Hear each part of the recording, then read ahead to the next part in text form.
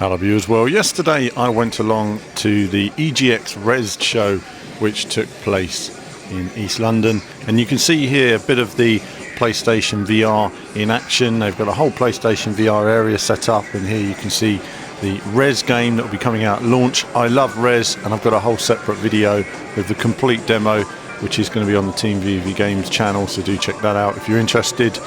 Elsewhere at the show you see the again, what is this? Battlezone Vr. People really enjoyed this. Lots of really good feedback from people on rigs, this, and Rezzed, of course. And again, full video on this chap's demo will be on the Team VV Games channel as well. So, I mean, you know, I'm loving VR because of the potential it has for cockpit experiences, for racing, obviously, and just the overall technology development where it's going. Really like to enjoy seeing how it's developing, and Battlezone actually looks surprisingly impressive. You know, really nice visuals for it. Just in terms of the 2D TV experience rather than the full 3D you're getting in VR. You don't really understand the scale until you actually play it, but more of that in the Battlezone video. And there are other sort of experiences, selected experiences there on the show floor as well, which people may be able to check out. I don't know, queues are quite long, so you may not be able to get into it, but who knows. There was this one as well, what was it, Hypercube I think this one was.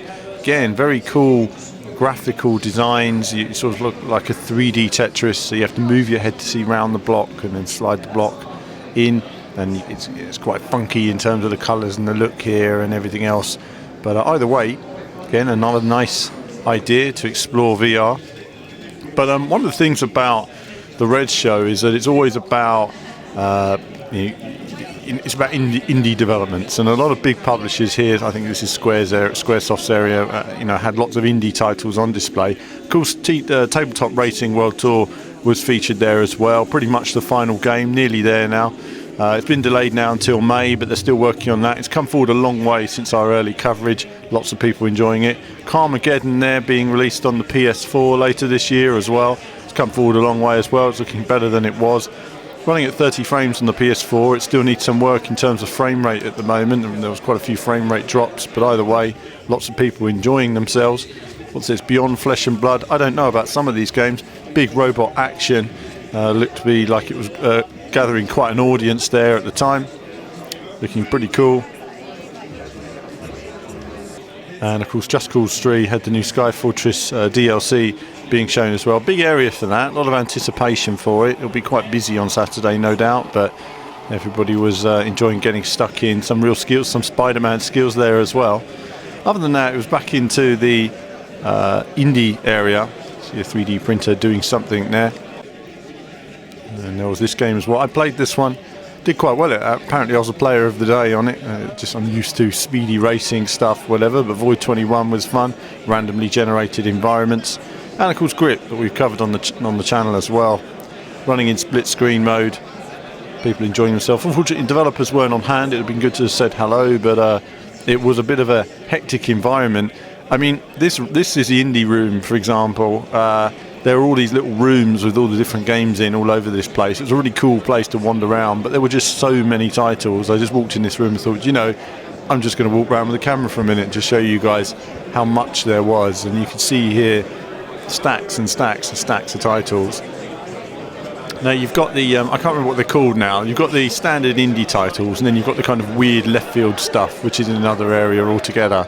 And there's some very unusual titles there, but I didn't have time to go around and film all of those on the day. But focusing on this room here, Mechazoo, we'll come back to that in a moment. That was probably the most polished indie title there. I mean, we call it an indie title. It may as well be a full production. It was that polished. And, you know, I didn't get to have a chance to look at all of these, but just wanted to have a stroll around. So if you're intending on going to the show, you've got a rough idea of what you're looking for. If there's a particular game that you're looking for, you'll be able to find it nice and easy.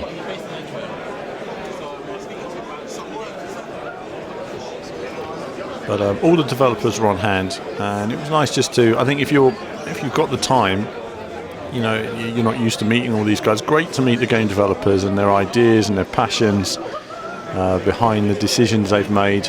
You know, organising a show when you're a small company is not easy like this. It's expensive, it's daunting in a way. You're showing your games to the public for the first time. There's a lot of pressure. You know, guys aren't PR trained, if you like, as they are with the big publishers, so you get a nice frank response in terms of what's what and why they've gone down the road they have in terms of development. But either way, loads and loads and loads. There's even a board games area, and again another just mentioned that Mecha Zoo, just simply because graphically it was really impressive. And I started to film the screen and thought, you know, it just doesn't do the game any justice, so I'll probably get some footage of that and put it on TV Games channel. Next up, it's Cart Lucem. What's that? Siege the Light. Very interesting. It wasn't necessarily impressive, but it's interesting in terms of another bit of VR gameplay, just trying new ideas, slower game for a younger audience. And elsewhere we had the Microsoft Xbox area, mostly full of Quantum Break everywhere, but there were some other interesting titles here and there. Quantum Break, lots of Rocket League there, obviously. This is the one I liked, Aero. Looks pretty interesting. Maybe it's already out. I haven't played it, but either way, quite like the look of it. It's got that kind of feel of the type of thing I like. I tend to play a lot of live arcade games and mini games and stuff like that. Special Effect Charity were there. Good notable mention to those guys, doing a cracking job for disabled people. They really do. And they were there with some of their new gadgets and gizmos. There you go, playing with your eyes, for example.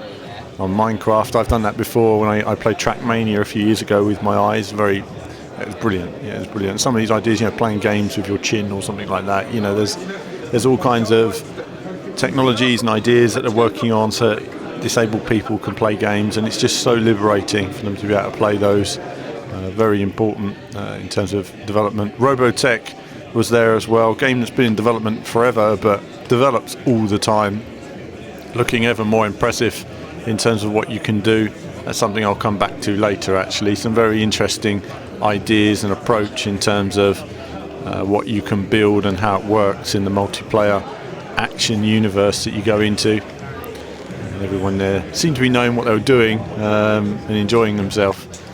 So then elsewhere there was a bit more of a sort of VR. We saw the Vive. What's this one here? Oh, well, basically you're an octopus and you're in a shop and you've got to give the correct fruit to aliens. A very simple game, but a game that on the 2D level would be really boring, but for some reason really works in a VR space. And other than that, just again a little walk around the upper corridor, loads of rooms here. That was the Xbox area just on the right there. Looking there, been in there of course, and then you had you know, just all the different developers and rooms in this upper area as well. So you had the caves down below and this much lighter area upstairs. And again here, Rising Star Games are in here.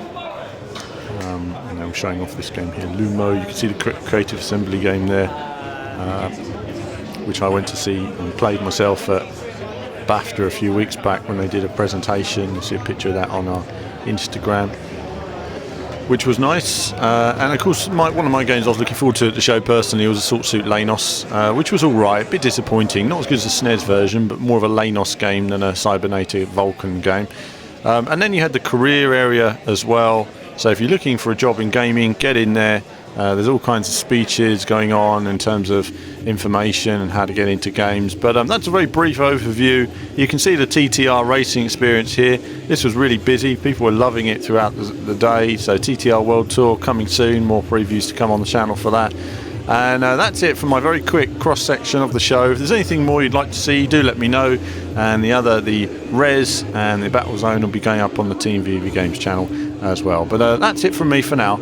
As ever, more soon.